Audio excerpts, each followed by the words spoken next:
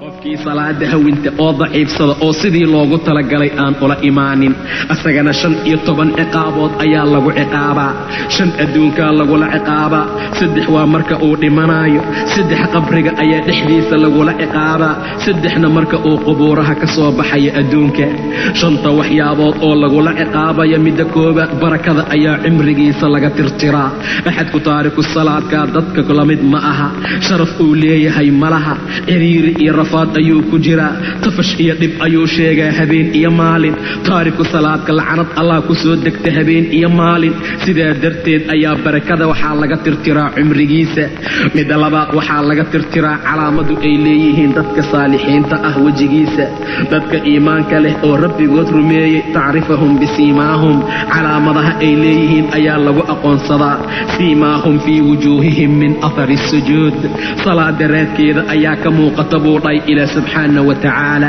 waa u iftiimaysaa qiyaamaha haddii la tago ninkan calaamadaha dadka saalixiinta ayaa ka maqan wejigiisa ayaa laga tirtiray midda saddexaad camal walba ee uu qabtaan laga ajir iyo tawaab siinaynin ileen waa axad kaafir ah dadka kaafiriinta camalada ay qabanayaan karamaadin ishtadad waa dambas la firdhiyey maalin caasif ah oo dabeel daran ay jirta oo kaley la mid tahay ilaah wuxuu kaloo yidhi kaafiriinta camalkooda ka saraabin biqiica waase dhalanteed iyo dhaandabagaale oo kale oo meel sibsib ah ama bannaan markaa ka muuqda waa wirwirka qoraxda meelay ku dhacday oo oofka ooman uu biyo u maleeyo ilaa uu yimaadaan lam yajidhu shay-a uusan waxba markaa ka helaynin wuxuu la mid yahay ka dulumaatin fii baxrin lujiyin yaqshaahu min oo mataqaana uu daboolay mawj min fawqihi saxaab dulumaatun bacduhaa fawqa bacd waa mugdiyaala qaarkood qaar kale uu saaran yahay idaa akhraja yadahu lam yakad yaraaha hadduu gacantiisa bannaanka dhigo inuu arka sigi maayo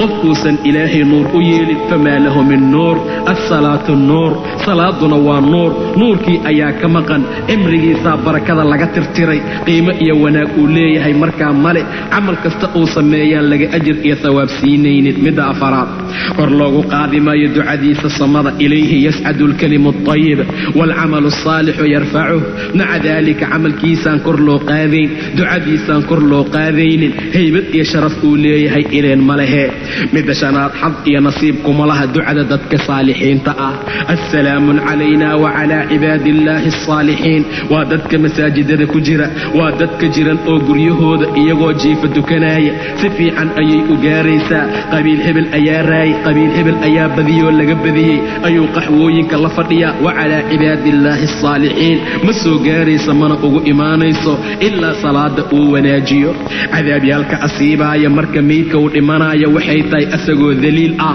oo dulaysan oon sharaf lahayn ayuu dhintaa taariku salaadka markuu dhimanayo dhimashadaa lagu adkeeya cadaab xunuun badan ayaa lagu cadaabaa malaa'ig ayaa loo soo diraa si saxariir oo dhib badan xayaatada uga qaada hal salaad ayuu tukan waayey oo diinta alle ayuu la imaan waayey ilaa inuu macaasi iyo xumaan sameeyo maahane maca daalika ayaa axadka marka uu dhimanayo asagoo daliila ayuu dhintaa midda kale asagoo jaayaca oo baahan ayuu dhintaa asagoo ooman ayuu dhintaa xataa haddii la cabsiiyo biyaha badda oo dhan waxay u tarayaan markaa malaha midda asiibaysa qabriga inta uu ku jiro qabrigiisaa laysku ciriiriyaa ilaa feerihiisa ay iska dhaafaan oo kuwii bidixda jiray ay midigta maraan kuwii midigta jirayna ay bidixda soo maraan qabrigaa lagu huriyaa taariku salaad gabdhaha salaada ka tegow ilaah u soo rujuuca musalsalyaalka ag fadhiyo cajalooyinka filinka habeen iyo maalin daarta taa ilaahya ka dhigtoo salaadaha aan u qumin una istaagin war ka soo kaca oo tawba keena waad u jeediin feeraha laysdhaafsiinaa qabriga inta lagu jiro midigtaa bidixda maraysa midigtana bidixday soo maraysaa qabrigaa laysku hurinaa oo cadaab shidmaayo oo ololaya ayaa dhexdiisa ahaaday sidaa darteed ayaa sidaa loogu sallidaa maalin maalmaha ka mida ayaa waxaa dhacday ayaa la yidhi wiil ayaa walaashii dhimatay mar allaala markii la soo aasuu qabriga uga soo tegay kiish uu maal ugu jiro ma uusan ogeyn qof dareemayna male ilaa laga soo insiraafoo laga soo gadoomay qabrigeeda ka gadaal ayuu wiilkii xasuustoo qabrigii buu u noqdaa la yidhi qabrigii ayuu faagay mar allaala markuu fatasho qabrigii qabrigii qoday ka gadaal ayaa wuxuu helay qabrigii oo yashcal ah oo dushiisa naar uu ku holcaayo, qabrigii oo dhanaagti naarkoo kaleo muufada aad ku dubaysa u huraayey. carada ayuu ku rogay uu ku celiyey, waa soo ordoo hooyadiis ayuu u soo noqday baakiyan asagoo oynaaya, xasiin ahoo tiiraayeesan. wuxuu dhaa yaa ummaa, hooyay waxaad iiga warantaa walaashay xaaladeeda, maxay samayn jirtay hooyo? hooyadii waxay ku tiri maxaad ii su'aashay? hooyoy qabrigeedaan arkay buu dhahay oo dabka ololaaya oo naar ku shidmaaya. hooyadii way oysay ayadana waxay tiri wiilkeeyow, walaashaa waxay ahayd tatahaawana bisalaad, salaada ayay daciifsan jirtay, weliba bilkulliya ugama tegine wakhtigeeda ayay kadib dhigi jirtay. sidaa ayay noqonaysaa dadka salaada wakhtigeeda kadib dhigaaya, say xaaladoodu noqonaysaa man laa yusalli, qofkaan dukanin. gabadhii shaabadda ahayd oo xalay maqribkii cajalada u soo ijaaratay salaada subxeed ilaa laga dugta dadka ag fadhisay, seexatoo duhur iyo casr iyo maqrib, haddana maqribkii kala soo kacdoo sidaa yeeshay, say xaaladeedu noqonaysaa? tiisaa yeeshaa xaaladeeda sidaa tahay. qabriga ayaa lagu hurciyaa oo lagu ololiyaa oo lagu shidaa in allaala inta ay meesha markaa ku jiraan.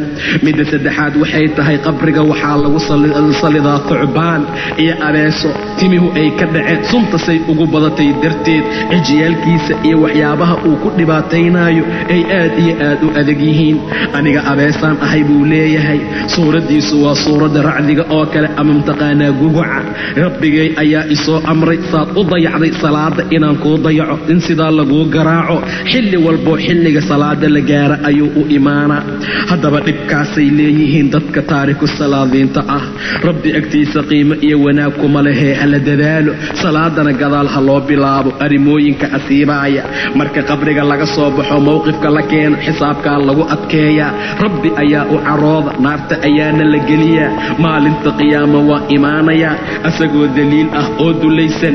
ilee rabbi wuxuu yidhi yowma yukshafu can saaqa wayudcawna ila asujuudi falaa yastatiicuun. maalinta saaqa iyo dhudhunka la faydaayo, dhibka iyo rafaadka jira darteed oo dadka sujuudda loogu wacaayo, falaa yastatiicuuna, ma awoodi karaan dadkii salaada ka tegey. qaashicatan absaaruhum tarhaquhum dillah, waa qushuucsan yihiin, way dulaysan yihiin, dulli ayaa ka muuqda. waqad kaanuu yudcawna ila sujuud, sujuuddaa loogu wici jiray wahum saalimuun, ayagoo saalimiina oo bad iyo nabad qaba. ayuu yidhi ilaah subxaana wa tacaala. xaya cala asalaad ayaa la dhihi jiray, jiifkay dheeraysan jireen. xaya cala asalaad ayaa la dhihi jiray, tijaaradiisuu ku mashquulsanaa. xaya cala asalaad ayaa la dhahay, tv-ga ayuu ag fadhiyey, filinka ayuu fiirsanayay adna ay fiirsanaysay. xaya cala asalaah ayaa la dhahay, naagahay la dhex sheekaynaysay.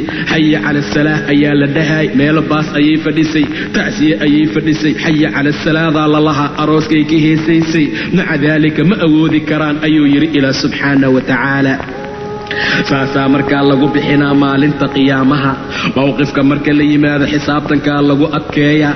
dhibaato fara badan ayaa la gaarsiinaa, mashaakil adag ayuu leeyahay. rasuulkaa duceeyey saxaabada oo yidhi allaahuma laa tadac fiina shaqiyan walaa maxruuma, mid shaqi ah iyo mid maxruum ahba rabbow dhexdeena ha ooga tegin. intaa ka gadaal ayay dhaheen ayuu yidhi atadruuna man ishaqiy, war ma taqaaniin shaqiga iyo maxruumka? yaa waaye ayay dheheen rasuulka ilaahayow. qaala taariku salaa, midka salaada ka tegay waaye, midka salaada ka seexday waaye, waa midka aan salaada hagaajinin. ugu horayntii ilaah subxaana wa tacaala dhibaato fara badan ayuu ku sallidaa axadka taariku salaadka ah. jahanama waadi ayaa ku yaala, waadigaasaa la dhexgeliya, waa qofka taariku salaadka ah, waa lagu huriyaa. abeesooyin ayaa markaa ku jira iyo xayaar, halkii xaya tasqin raqabata albaciir, ratiga qoorkiisa ayuu la eg yahay. dherarkiisa waxaa loo socdaa hal bil. waxaa lagu salidaa axadka salaada ka tegey, wuxuu ku daadin ama uu ku cadaabaa suntiisa jasadkiisa 70 sana. uma yataharaa laxmah, hilibkiisaa qubanaaya, waa la soo samaynaa. haddana taariku salaadka saasaa loo cadaabaa. ee dadku waa inay aad iyo aad u dadaalaan, rabbigoodna ay aaminaan, si ay taariku salaadnimada iyo dhibaatada ay leedahay uga baxaan. cuquubaadka ilaah subxaana wa tacaala uu ugu talagalay wax sahlan ma aha. aad iyo aad ayay u adag tahay laakiin maanta faan bay noo noqotay maanta waxay noo noqotay arrin reer magaalnimo ah salaada qofkii dayaca ayaan la wax la dhahayn qofkii salaada dayacaan qabiilka laga tiraynin qofkii salaada dayacaan la ganaaxaynin qofkii salaada dayacaan la waaninaynin qofkii qaaraanka diidaa qabiilka laga tiraa qofkii qaaraanka dhiibi waaya ayaa la ganaaxaa qofkii qaaraanka dhiibi waaya loogu hanjabaa inaan ilmaha lala duugaynin qofkii salaada ka taga qaaraanka dhiiba ninka ugu sarreeyaa loo arkaa war sidaabna ahee qofka salaada tukanaya qofka ugu sarreeya wuu arkaa asagaa waxtar leh asagaa qiimo iyo wanaag leh asagaa sharaf alla agtiisa ku leh subxaanahu wa tacaala